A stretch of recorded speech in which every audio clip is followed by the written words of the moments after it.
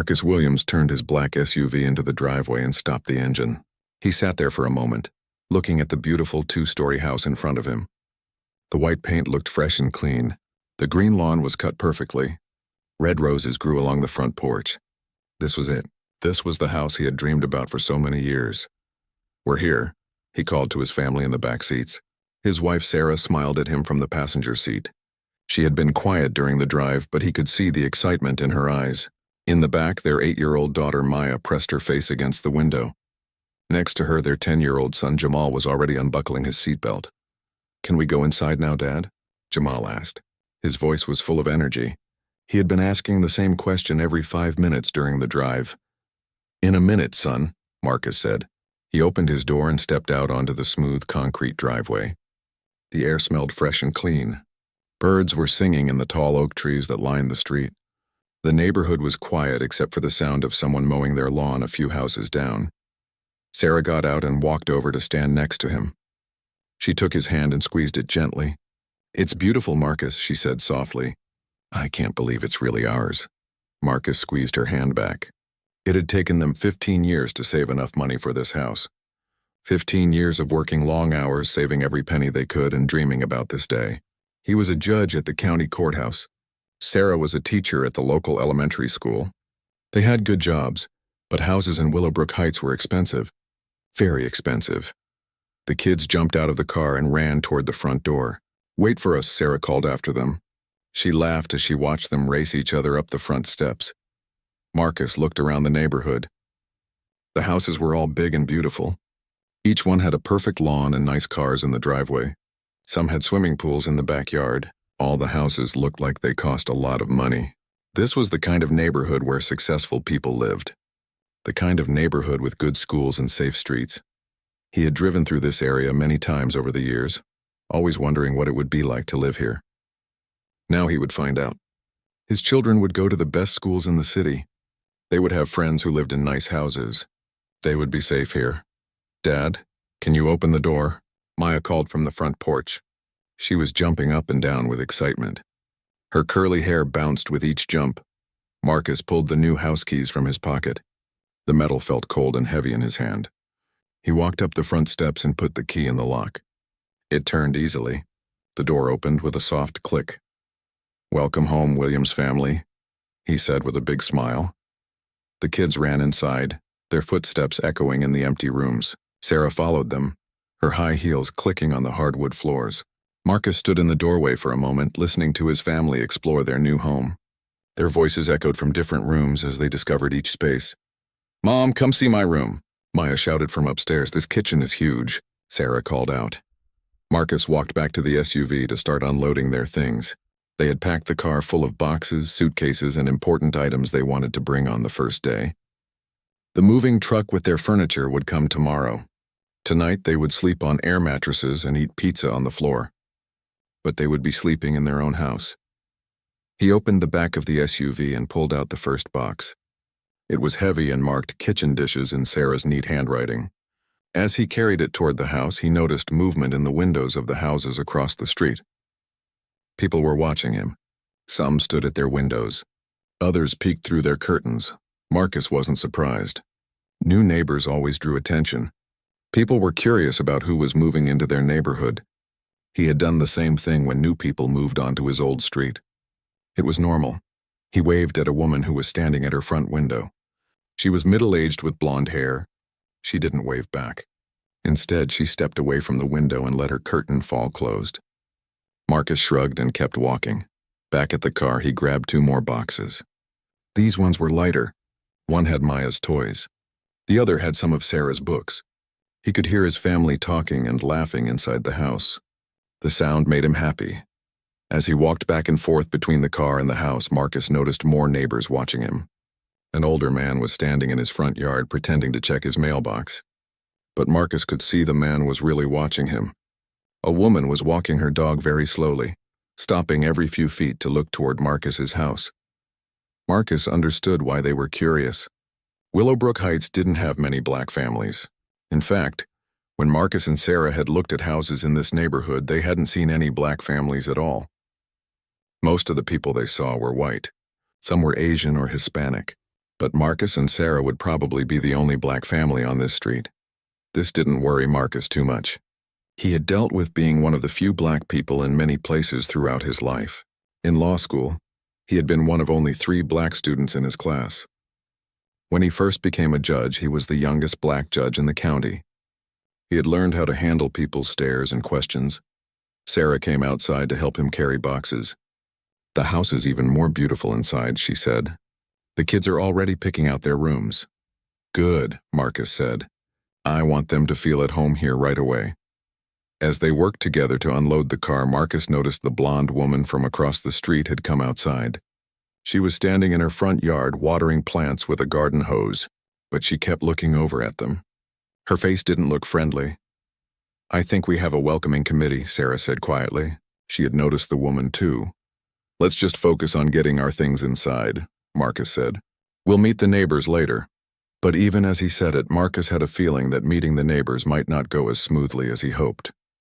Something about the way people were watching them felt different from normal curiosity. It felt more like suspicion. Still, he pushed those thoughts away.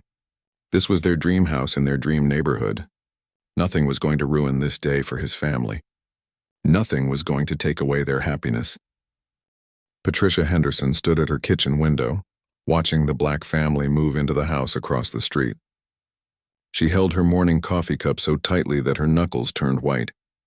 This was not what she had expected to see when she woke up this morning. Patricia had lived in Willowbrook Heights for 12 years. She knew every family on the street. She knew who belonged here and who didn't, and these people definitely didn't belong here. She watched the man carry boxes from his car to the front door. He was tall and well-dressed, wearing nice clothes and expensive-looking shoes. The woman helping him looked professional too. Their children seemed polite and well-behaved. But none of that mattered to Patricia. What mattered was that they were black, and black families didn't live in Willowbrook Heights. Patricia had worked hard to keep this neighborhood the way she liked it. As a member of the Homeowners Association Board, she had made sure the rules were followed. She had reported people for having the wrong color mailboxes. She had complained about neighbors who let their grass grow too long. She had even gotten one family in trouble for parking their car on the street instead of in their driveway. This neighborhood was special because of people like her, people who cared about property values, people who understood what made a neighborhood good, people who knew that some things were worth protecting. Patricia set down her coffee cup and picked up her phone. She called her best friend Linda, who lived 2 streets over. "Linda, you need to come see this," Patricia said as soon as Linda answered. "See what?" Linda asked. "There's a black family moving into the Johnsons' old house, right across the street from me." There was silence on the other end of the phone. Then Linda said, "Are you sure they're moving in? Maybe they're just helping someone move." "No, they have keys. I saw the man unlock the front door. The children ran inside like they owned the place." "Well," Linda said slowly, "maybe they bought the house." "How could they afford it?" Patricia asked. "Do you know how much the Johnsons were asking for that house? $450,000. These people can't possibly have that kind of money." Patricia had been watching the house ever since the for sale sign went up 3 months ago. She had hoped a nice family would buy it. A family like the Johnsons, white, professional, with well-behaved children, the kind of family that would fit in with the rest of the neighborhood. She had even recommended the house to her nephew and his wife. But they said it was too expensive for them. If her nephew couldn't afford it, how could these people afford it? "Maybe they're renting it," Linda suggested. "The Johnsons would never rent their house to people like that," Patricia said. "They care about this neighborhood as much as I do." But even as she said it, Patricia remembered that the Johnsons had moved to Florida. They might not care what happened to their old house as long as they got their money. "I'm going to call the HOA president," Patricia said. "We need to look into this." After she hung up with Linda, Patricia called Robert Morrison, the president of the Willowbrook Heights Homeowners Association. Robert was a retired banker who took his job very seriously. He would understand why this was a problem. "Robert, we have a situation," Patricia said when he answered his phone. "What kind of situation?" "There's a family moving into 1247 Oak Street, the Johnson house, and I don't think they belong here." "What do you mean they don't belong here?" Robert asked. His voice sounded tired. Patricia had called him many times over the years about various situations in the neighborhood. "I mean, they're not the right kind of people for this neighborhood," Patricia said. "I think we need to investigate whether they actually bought the house legally." "Patricia," Robert said slowly, "you can't just assume people don't belong in the neighborhood because of how they look." "This isn't about how they look," Patricia said, even though they both knew it was. "This is about protecting our property values. This is about maintaining the character of our neighborhood." Robert sighed. "If they bought the house, there's nothing we can do about it. And there's nothing we should do about it." Patricia hung up the phone, frustrated.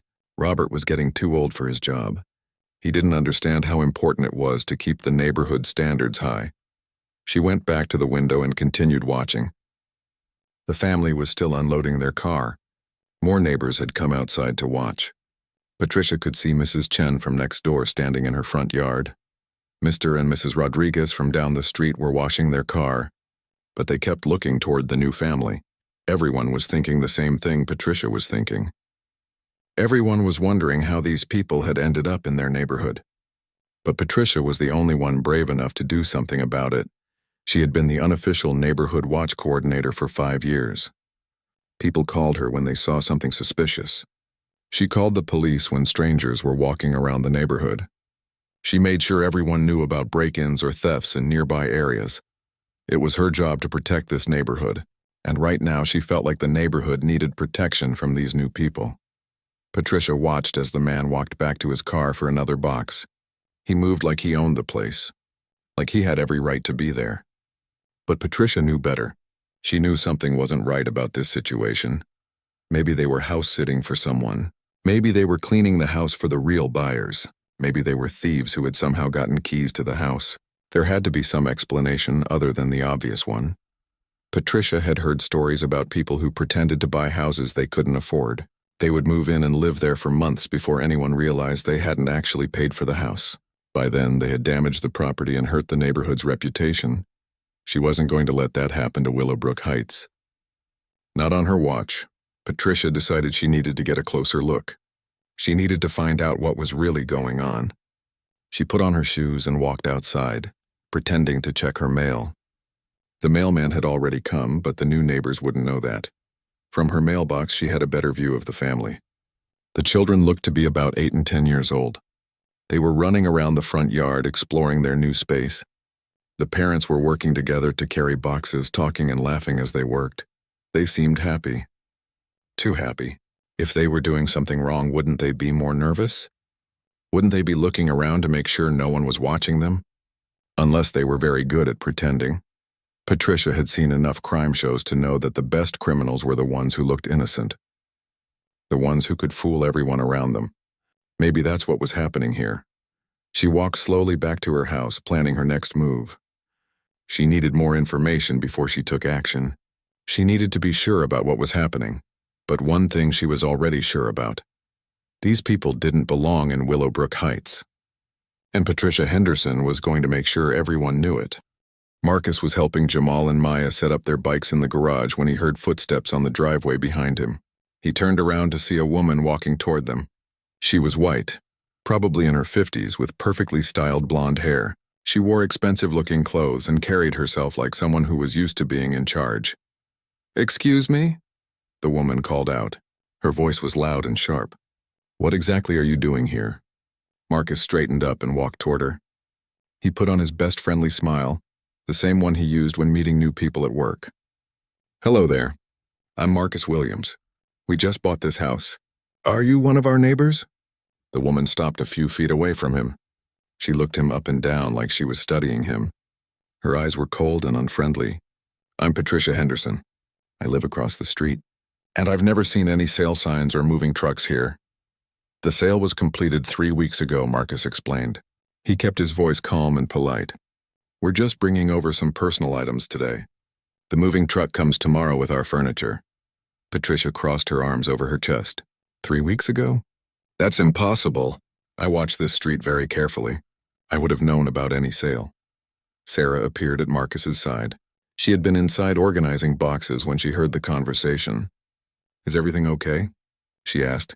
"This is my wife, Sarah," Marcus said to Patricia. Sarah, this is Patricia Henderson. She lives across the street. Sarah smiled and held out her hand. Nice to meet you, Patricia. We're so excited to be living here. Patricia looked at Sarah's outstretched hand but didn't shake it. Instead, she took a step back. I find it very hard to believe that you people actually bought this house. The words hit Marcus like a punch in the stomach. You people. He had heard those words before many times throughout his life. But he had hoped things would be different in this neighborhood. He had hoped the high property values meant high-minded people lived here too. I'm sorry, Marcus said, still trying to keep things friendly. What exactly do you find hard to believe? Do you have any idea how much this house costs? Patricia asked. Her voice was getting louder. Do you know what kind of people live in this neighborhood? Sarah stepped closer to Marcus. He could feel her tension, even though she was trying to stay calm. We know exactly how much we paid for our house, Sarah said, and we know we're going to love living here. I want to see your paperwork, Patricia demanded. I want to see proof that you actually bought this house. Marcus felt his patience starting to wear thin. He had dealt with people like Patricia before, but not usually in his own driveway. Not in front of his children who had stopped playing with their bikes and were now watching from the garage. I don't think I need to show you anything, Marcus said. We own this house. We have every right to be here. That's what someone would say if they were lying, Patricia shot back. If you really bought this house, you'd be happy to prove it. More neighbors had started to gather. Marcus could see people coming out of their houses, walking their dogs more slowly than usual, or finding reasons to work in their front yards. Word was spreading that something was happening on Oak Street. Look, Marcus said, taking a deep breath. I understand you might be surprised to see new neighbors. But we bought this house fair and square. We went through a realtor, got approved for a mortgage, had a home inspection, and closed on the property 3 weeks ago. Everything was completely legal and proper. What kind of work do you do? Patricia asked. How could you possibly afford a house like this? Marcus felt his jaw tighten. These were exactly the kinds of questions he had hoped to avoid. Questions that assumed he couldn't be successful. Questions that assumed he didn't belong. I work for the county, he said simply. He didn't want to get into details about his job. Not with this woman. Not in front of all these watching neighbors. County work doesn't pay enough for a house like this, Patricia said. Not unless you're doing something on the side. Something that maybe you shouldn't be doing, Sarah gasped. Marcus felt his hands curl into fists at his sides. This woman was now suggesting that he was a criminal. That the only way a black man could afford a nice house was through illegal activities. Mrs. Henderson, Marcus said, his voice colder now. I think you should be very careful about what you're suggesting. I'm not suggesting anything, Patricia said. I'm just asking reasonable questions. Questions any concerned neighbor would ask. No, Sarah said, stepping forward. These are not reasonable questions. These are insulting questions. You wouldn't ask a white family to prove they belong in their own driveway. Patricia's face turned red. Don't you dare make this about race. This is about protecting our neighborhood. This is about making sure the right kind of people live here. And what kind of people are the right kind? Marcus asked. Patricia looked around at the growing crowd of neighbors. She seemed to realize that she had an audience, and it made her bolder. People who respect property values. People who understand what makes a neighborhood good. People who fit in with the community that's already here. An older white man from down the street had walked over. He stood at the edge of the driveway listening. A young Asian couple stood near their mailbox, trying to look like they weren't watching. Mrs. Rodriguez from 2 houses down was pretending to weed her flower bed, but Marcus could see her listening to every word. We respect property values, Marcus said. That's why we bought one of the most expensive houses on the street. And we definitely understand what makes a neighborhood good. Good neighbors who welcome new families. Good neighbors who don't assume the worst about people they don't know. I know enough, Patricia said. I know that things are going to change around here. And not for the better. What exactly do you think is going to change? Sarah asked. Patricia gestured toward Marcus and Sarah like they were exhibits in a courtroom. Crime will go up. Property values will go down. The whole character of the neighborhood will be different. Marcus felt something snap inside him. He had tried to be polite. He had tried to be understanding. But this woman was now standing in his driveway, in front of his children, saying that his family would bring crime and lower property values just because of the color of their skin. Mrs. Henderson, he said, his voice sharp and clear, You need to leave our property. Right now. I'm not on your property, Patricia said. I'm standing in the street. Marcus looked down. She was right. She had positioned herself carefully at the edge of his driveway, technically on the public street. Fine, Marcus said, but this conversation is over. We own this house. We're going to live here, and there's nothing you can do about it. We'll see about that, Patricia said. Her voice was full of threat. We'll just see about that. She turned and walked back toward her house, but she didn't go inside. Instead, she stood in her front yard watching Marcus and his family. Her phone was in her hand, and Marcus could see her dialing a number. Who do you think she's calling? Sarah asked quietly. Marcus shook his head. I don't know, but I have a feeling we're about to find out. Patricia Henderson stood in her front yard with her phone pressed to her ear. She spoke loudly enough that Marcus could hear every word from across the street. Yes, I need to report suspicious activity in my neighborhood, she said into the phone. There are people at 1247 Oak Street who claim they bought the house, but I don't believe them. Marcus felt his stomach drop. She was calling the police. On him, on his family, for moving into their own house. Sarah grabbed his arm. Marcus, she's calling the cops on us. For moving into our own house, I heard, Marcus said quietly. He looked toward the garage where Maya and Jamal were still standing with their bikes. They had heard Patricia's loud voice, too. Their faces showed confusion and fear. Dad, why is that lady calling the police? Maya asked. Her voice was small and scared. Marcus walked over to his children. He knelt down so he was at their eye level. Sometimes grown-ups have misunderstandings, he said. But everything is going to be okay. We didn't do anything wrong. Are we in trouble? Jamal asked. No, son, we're not in trouble. This is our house and we have every right to be here. But even as Marcus said the words, he felt uncertain. He knew they weren't doing anything wrong.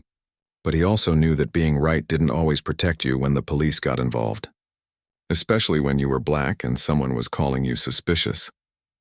Across the street, Patricia was still talking to the police dispatcher. Her voice carried clearly in the quiet neighborhood air. They're claiming they bought the house, but there were never any sale signs. I've been watching this street for months. I would have known about any sale. I think they might be squatters or worse.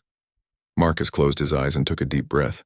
This was exactly what he had been afraid of when they decided to move to this neighborhood. He had hoped things would be different. He had hoped that in a nice neighborhood like this, people would be more open-minded. But here he was, less than 2 hours after moving in, being reported to the police as a suspicious person. The man is very aggressive, Patricia continued on the phone. He threatened me when I asked reasonable questions about whether he really lived there. I think you need to send officers right away. I never threatened her, Marcus said to Sarah. I told her the conversation was over and asked her to leave our property. I know, Sarah said, but she's making it sound like something completely different. More neighbors had come outside. The crowd was growing. Some people stood in their front yards. Others had found reasons to be out on the street. A few were walking their dogs even though it was the middle of the day when most dogs didn't need walks. Marcus recognized what was happening. It was like a neighborhood show. Entertainment for people who lived boring lives. A chance to see some drama up close. But this wasn't entertainment for Marcus and his family. This was their life, their reputation, their safety. Yes, I'll stay on the line until the officers arrive, Patricia said loudly. She wanted everyone to hear that she had called the police. She wanted everyone to know that she was the one taking action. Marcus looked around at all the watching faces. Some looked curious. Some looked uncomfortable. A few looked sympathetic. But nobody was speaking up for his family. Nobody was telling Patricia that she was wrong to call the police. The silence from the neighbors hurt almost as much as Patricia's accusations. These were going to be the people his children grew up around. These were going to be the people his family would see every day. And when it mattered, when a new neighbor was being treated unfairly, they all just stood and watched.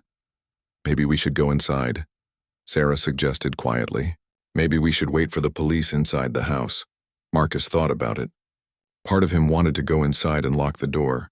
It would be easier than standing here being stared at by all these people. It would be more comfortable than waiting for the police to arrive.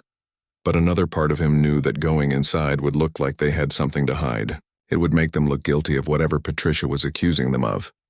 No, he said. We're not doing anything wrong. We don't need to hide.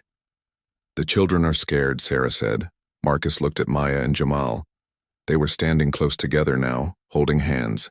Their bikes lay forgotten on the garage floor. They kept looking between their parents and the woman across the street who was still talking loudly on the phone. "Come here, kids," Marcus said. Maya and Jamal walked over to him. He put his arms around both of them. "I want you to remember something very important. We belong here. This is our house. We bought it with our own money. We have every right to be here." "Then why is she calling the police?" Maya asked. It was a good question. How do you explain racism to an 8-year-old? How do you tell your child that some people will never accept them, no matter how successful they become or how hard they work?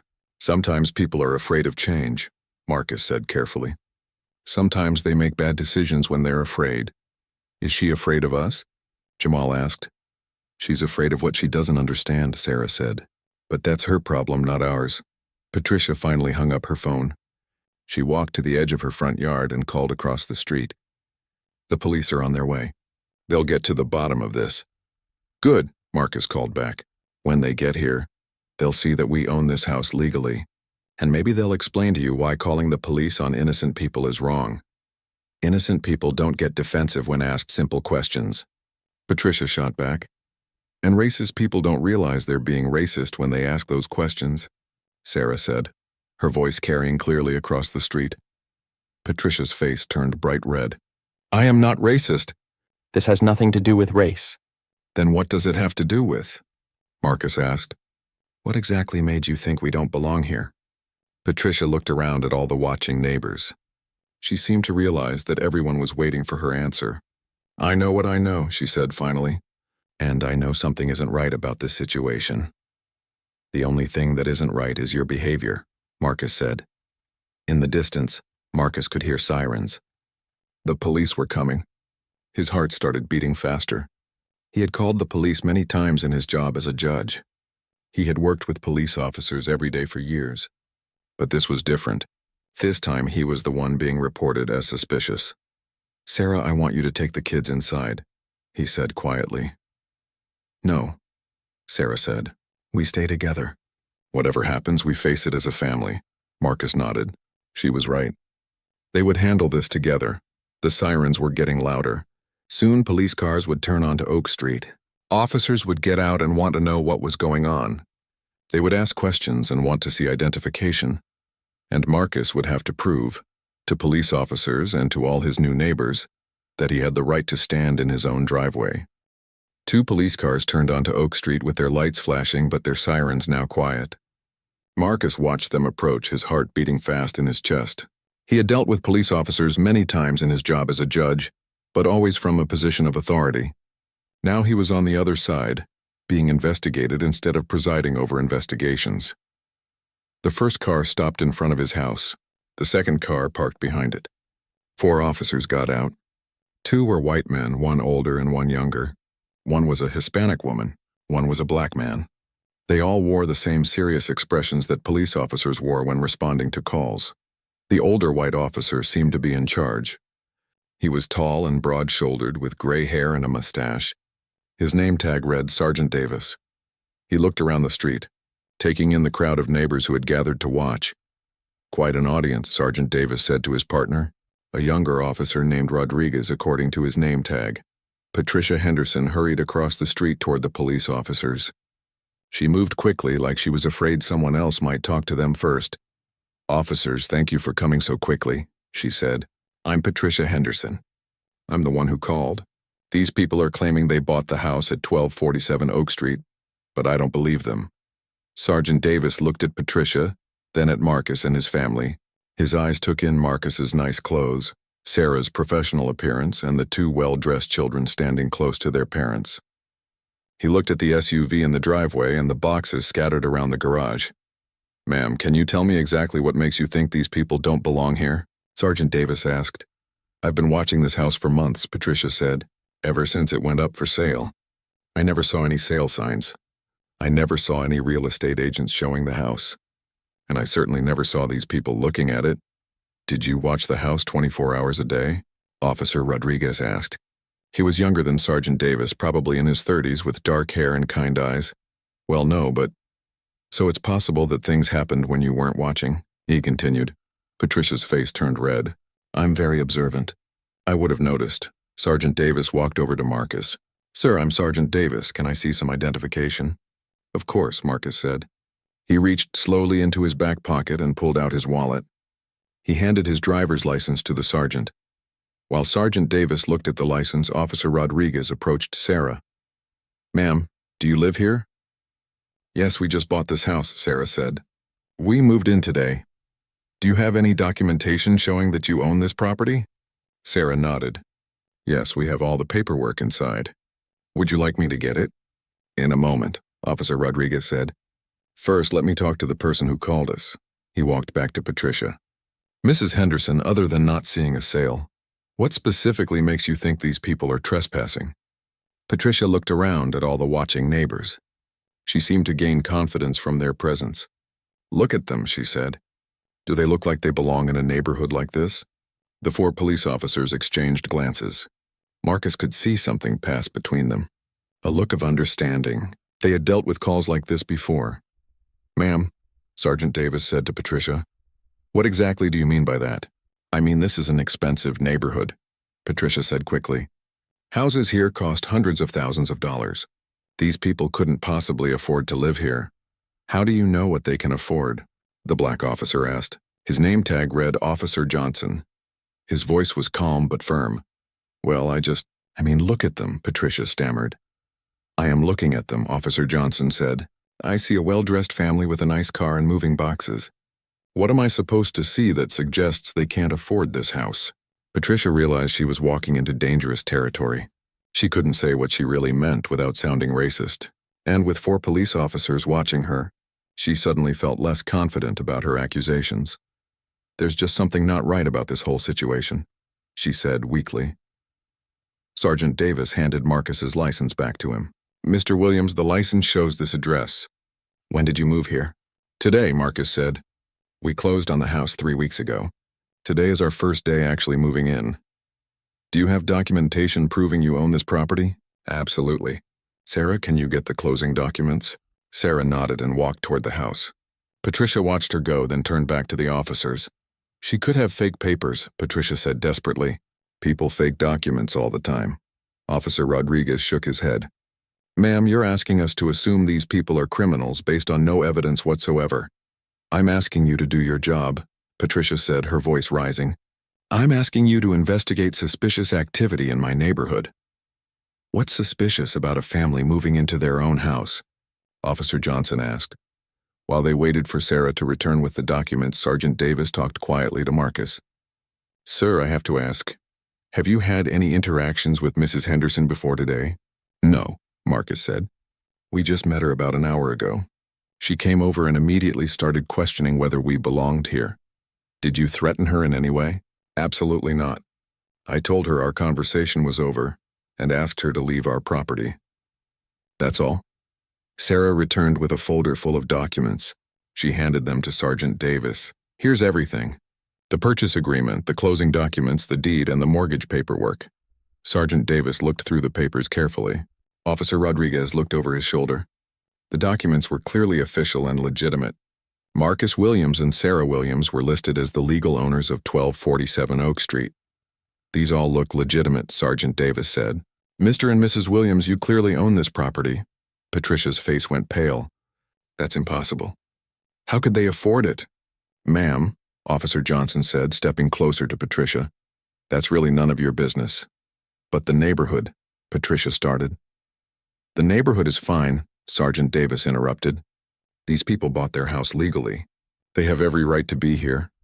Patricia looked around desperately at the neighbors who were still watching. She seemed to be hoping someone would speak up and support her, but everyone remained silent. This isn't over, she said to Marcus.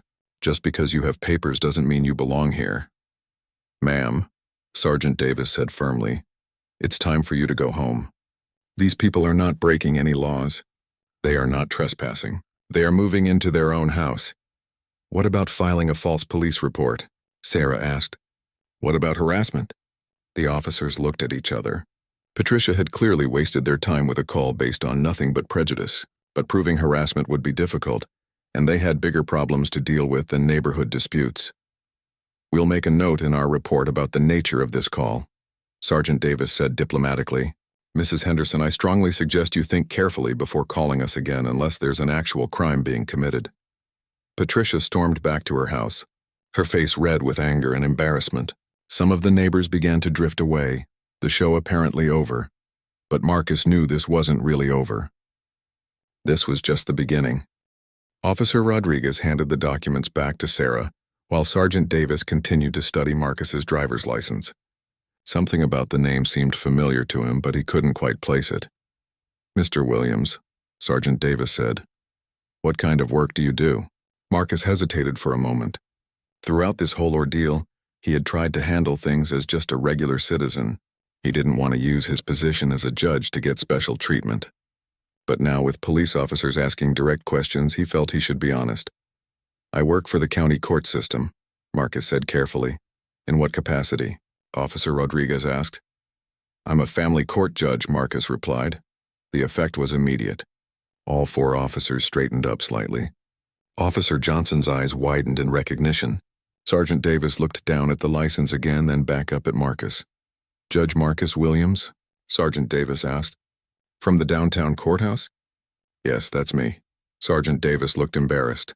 He had been in Marcus's courtroom many times over the years, testifying in child custody cases and domestic violence hearings. Judge Williams was known throughout the police department as fair and professional. He was respected by officers and attorneys alike. Your Honor, Sergeant Davis said, his tone completely changed. I apologize for this situation. I had no idea. Please, Marcus interrupted. Don't treat me any differently because of my job. You responded to a call and you handled it professionally. That's all that matters. But even as Marcus said it, he felt frustrated. Why did it take revealing his position as a judge for the officers to treat him with full respect? Why wasn't being a law-abiding citizen enough? Officer Rodriguez was shaking his head in disbelief. Mrs. Henderson called the police on a sitting judge for moving into his own house. She didn't know who I was, Marcus said. And it shouldn't matter who I am. What matters is that she called you based on nothing but assumptions. Patricia Henderson had been watching from her front yard, trying to hear what the officers were saying to Marcus. She couldn't make out the words, but she could see that the tone of the conversation had changed. The officers seemed more respectful now, more apologetic. Patricia walked back toward the group. What's going on? She demanded. Are you going to arrest them or not? Sergeant Davis turned to face her. His expression was serious and professional. Mrs. Henderson, you have called the police on Judge Marcus Williams of the County Family Court. He and his wife legally own this property. There is no crime here. There never was a crime here. Patricia's face went white. Judge? She whispered. That's right, Officer Johnson said. You called the cops on a judge. For moving into his own house. Patricia stared at Marcus, her mouth opening and closing like a fish out of water. A judge, she had called the police on a judge. She had accused a sitting judge of being a criminal. I didn't know, she stammered. You didn't know because you didn't bother to find out, Sarah said. You just made assumptions based on how we look. This doesn't change anything, Patricia said, but her voice lacked confidence now. I was just trying to protect the neighborhood. From what? Officer Rodriguez asked. From a respected judge and his family? Patricia couldn't answer. The truth was too ugly to say out loud in front of 4 police officers. She had been trying to protect the neighborhood from black people, but she couldn't admit that, especially not now that she knew one of those black people was a judge. More neighbors had come outside when they saw the police cars. Word was spreading quickly that something big was happening on Oak Street. People were whispering to each other, trying to figure out what was going on. Mrs. Chen from next door approached the group cautiously. Is everything all right? She asked. Everything's fine, Sergeant Davis said. Just a misunderstanding. What kind of misunderstanding? Mrs. Chen asked. She looked at Marcus and Sarah with concern. Mrs. Henderson thought we were trespassing, Marcus explained. She called the police because she didn't believe we owned our house. Mrs. Chen looked shocked. But you just moved in. I saw you unloading boxes. Exactly, Sarah said. We were moving into our own home. Mr. Rodriguez from down the street had joined the group too. Patricia, what were you thinking? He asked. These people are obviously the new owners. Patricia felt the judgment of her neighbors now. People who had been watching silently when she confronted Marcus were now speaking up against her.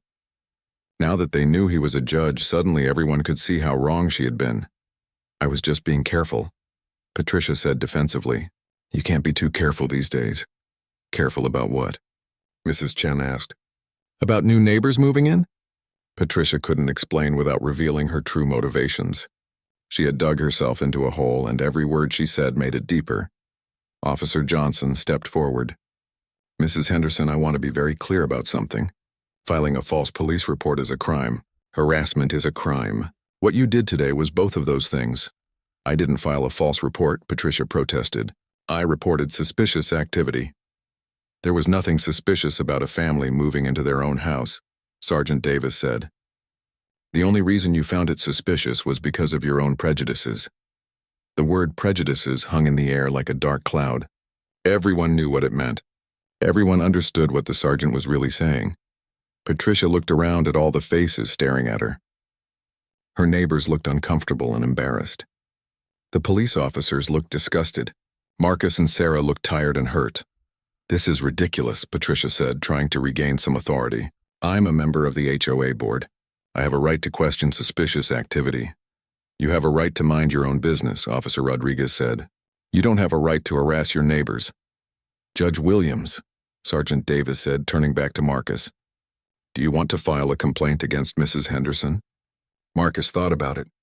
Part of him wanted to see Patricia face consequences for what she had done. She had humiliated his family in front of the whole neighborhood. She had scared his children. She had treated them like criminals for the crime of being black in a white neighborhood. But Marcus also knew that filing charges would make this situation bigger than it already was. It would create more drama and more attention. It would make living in this neighborhood even more difficult for his family. "Not at this time," Marcus said finally. "But I want it documented that this happened." "Absolutely," Sergeant Davis said. "We'll include everything in our report." Patricia looked relieved that Marcus wasn't pressing charges, but her relief was short-lived. "However," Officer Johnson added, "if there are any more incidents like this, if Mrs. Henderson continues to harass this family, charges will definitely be filed." Patricia nodded quickly. She wanted this nightmare to end. She wanted the police to leave. She wanted the neighbors to stop staring at her, but most of all, she wanted to find a way to undo what she had just done. Because Patricia Henderson had just learned that sometimes the people you assume don't belong somewhere turn out to be exactly the kind of people who belong everywhere. Officer Rodriguez pulled Sergeant Davis aside for a private conversation, while the other officers finished up their paperwork. Marcus could see them talking quietly, their expressions serious. "Sarge," Officer Rodriguez said in a low voice. "You know who that is, right? Judge Williams from Family Court?" "I figured it out," Sergeant Davis replied grimly. "I've testified in his courtroom at least a dozen times. He's one of the fairest judges in the county."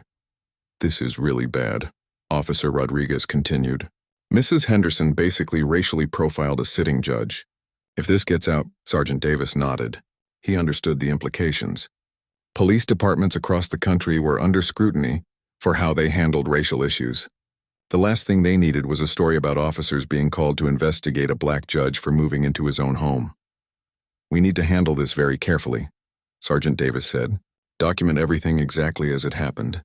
Don't try to cover anything up, but make sure the report is thorough and professional." Meanwhile, Patricia Henderson stood in her front yard, watching the police officers with growing anxiety. She could see them talking quietly, and she suspected they were discussing her. The reality of what she had done was starting to sink in. She had called the police on a judge. Not just any judge, but apparently a well-respected judge who worked with these same police officers regularly. Her attempt to protect the neighborhood had backfired spectacularly. Mrs. Chen approached Patricia cautiously. "Patricia, I think you owe these people an apology." "I was just doing what I thought was right," Patricia said defensively. "No.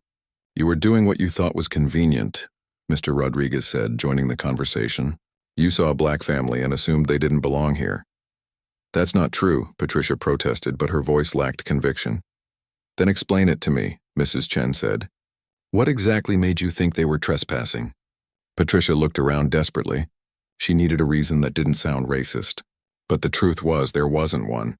She had seen a black family moving into an expensive house and assumed they must be criminals. I didn't recognize them," she said weakly. You don't recognize most people who visit this neighborhood, Mr. Rodriguez pointed out. Do you call the police on all of them? Patricia couldn't answer because they all knew the answer was no. She only called the police when the visitors were black. Officer Johnson walked over to Patricia while his colleagues continued their conversation. Mrs. Henderson, I want you to understand something. What you did today was serious. I made a mistake, Patricia said quietly. You made several mistakes. Officer Johnson corrected her. You profiled an innocent family based on their race. You filed a false police report. You wasted police resources, and you harassed a sitting judge. Each accusation hit Patricia like a physical blow. She had never thought of herself as racist. She had never used racial slurs or joined hate groups, but Officer Johnson was making her face the reality of her actions. I didn't mean for it to go this far, she said.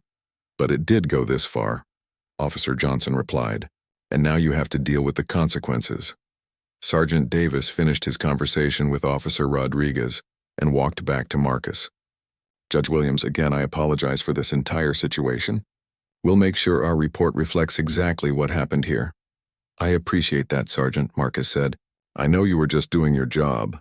Can I ask you something? Sergeant Davis said. Why didn't you tell us right away who you were?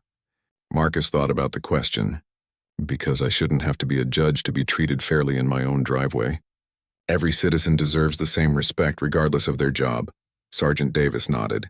He understood what Marcus was saying, and he respected him for it.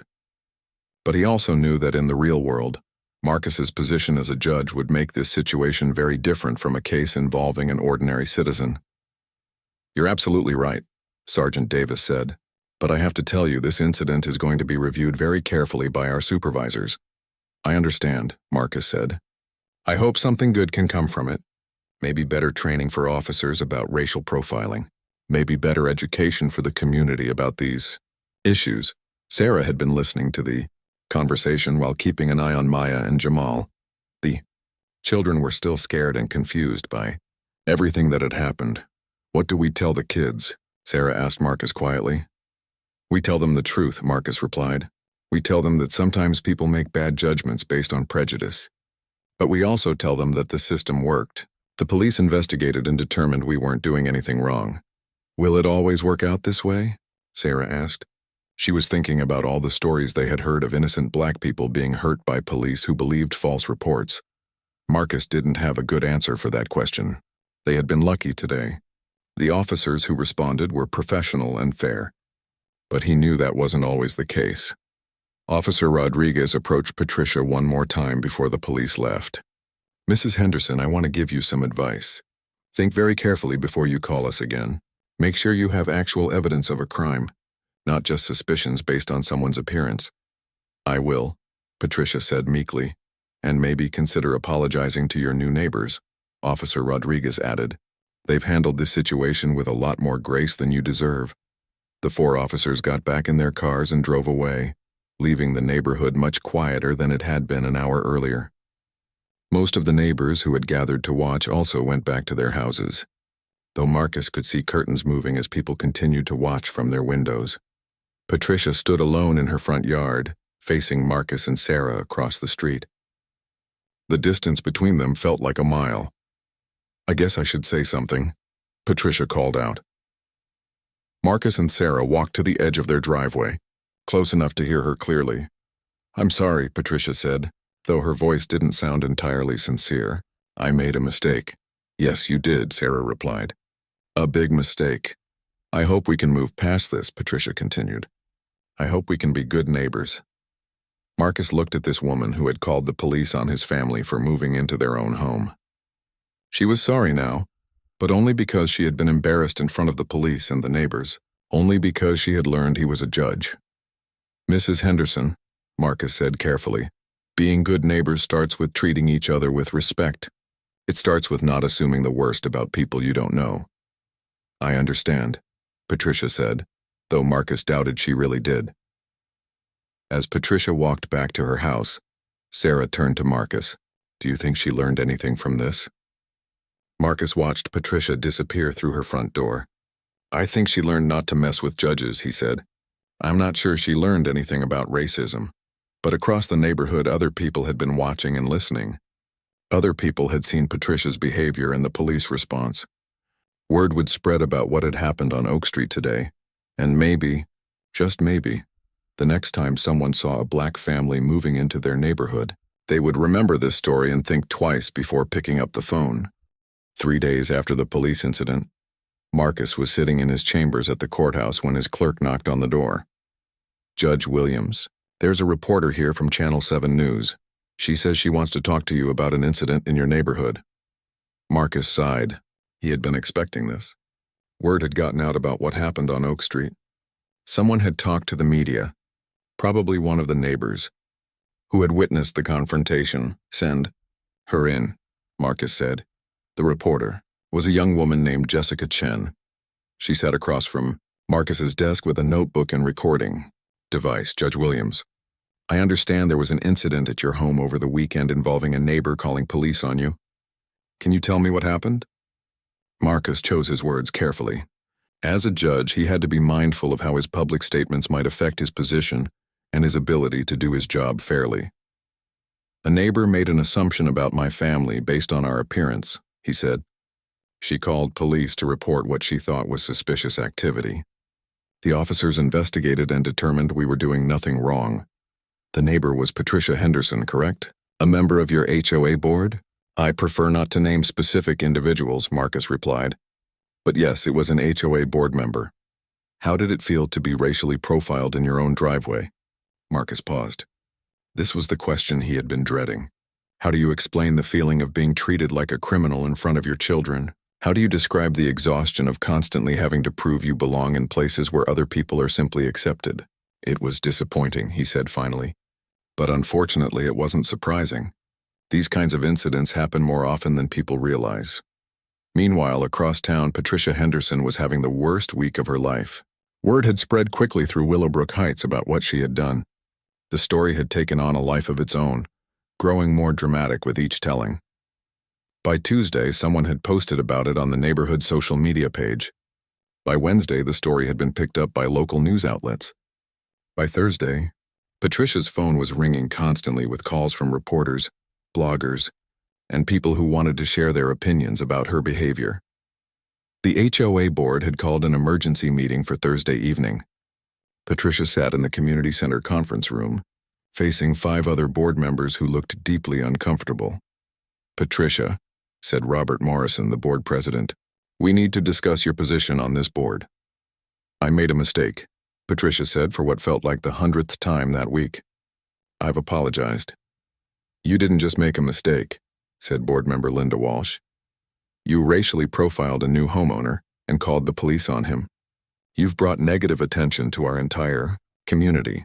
The local news story made us look like a neighborhood full of racists," added board member David Kim. "Property values could be affected by this kind of publicity." Patricia felt the irony of that statement. She had claimed to be protecting property values by keeping the wrong kind of people out of the neighborhood. Now her actions were actually threatening those same property values. "What do you want me to do?" Patricia asked. "We want your resignation," Robert said simply. Effective immediately. Patricia had expected this, but it still stung. She had worked hard for the HOA for 5 years. She had organized neighborhood events, enforced community standards, and tried to make Willowbrook Heights a better place to live. But she had also revealed herself to be the kind of person who would call the police on a black family for moving into their own home. And that revelation had consequences. "Fine," Patricia said. "I'll resign."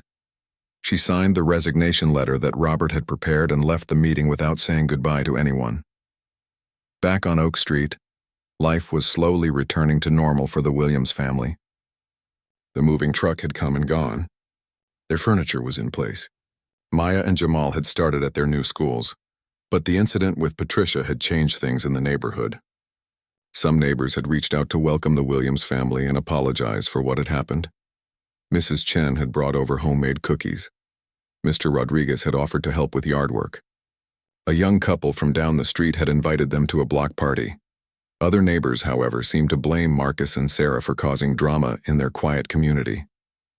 These neighbors hadn't done anything wrong themselves, but they clearly wished the Williams family had just stayed quiet and not made such a big deal out of Patricia's behavior. Some people think we should have just ignored her, Sarah told Marcus one evening as they watched the kids play in their new backyard. And let her get away with it? Marcus replied. Let her think it's okay to treat people that way. I'm not saying we should have ignored her, Sarah clarified. I'm just saying that's what some people think. They think we stirred up trouble. Marcus understood what Sarah meant. There was always pressure on black people to be the bigger person when faced with racism. To quietly accept unfair treatment in order to avoid making waves. To prioritize other people's comfort over their own dignity. We didn't stir up trouble, Marcus said. We responded to trouble that was brought to us.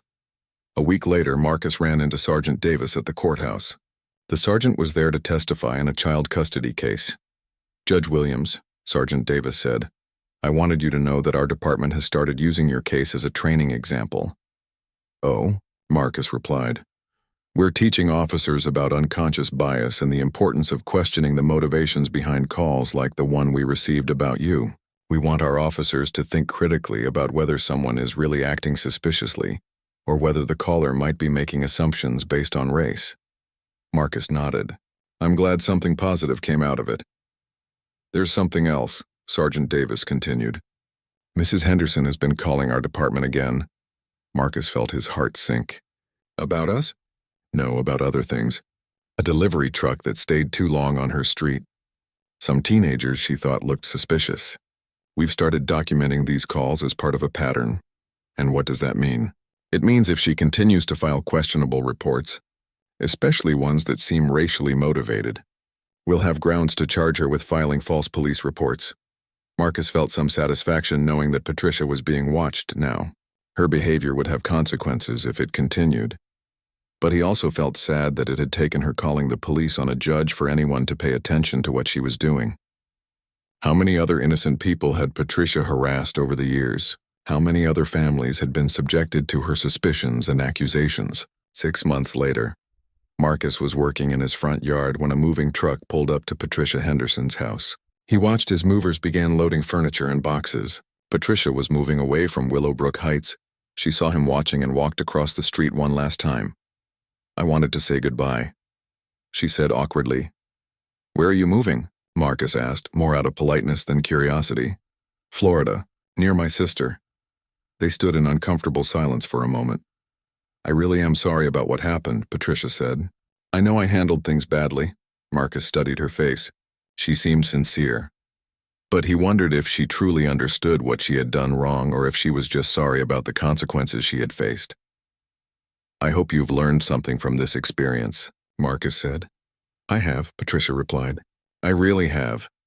As Patricia walked back to her house for the last time, Marcus hoped she was telling the truth. He hoped she would be a better neighbor in Florida than she had been in Willowbrook Heights. But more importantly, he hoped that other people had learned from this story too. He hoped that somewhere, someone who might have been tempted to call the police on their new neighbors would remember what happened to Patricia Henderson and think twice, because in the end, that was the real victory. Not Patricia's resignation or her decision to move away, but the possibility that this story might prevent the same thing from happening to another family. The Williams family had found their place in Willowbrook Heights. They had proven they belonged there, not just legally but socially. Their children were thriving in their new schools. Their neighbors had accepted them as part of the community, and Marcus continued to serve as a judge, knowing that his experience as a victim of racial profiling made him a better, more understanding judge for all the families who appeared in his courtroom. Justice, Marcus had learned, wasn't just about what happened in courtrooms. It was also about what happened in driveways, on sidewalks, and in neighborhoods where people had to prove their right to belong. And sometimes, justice meant that the people who tried to deny others their rights ended up facing consequences for their own actions. Sometimes, justice meant that a HOA Karen who called the cops learned that the person she was targeting wore a judge's robe.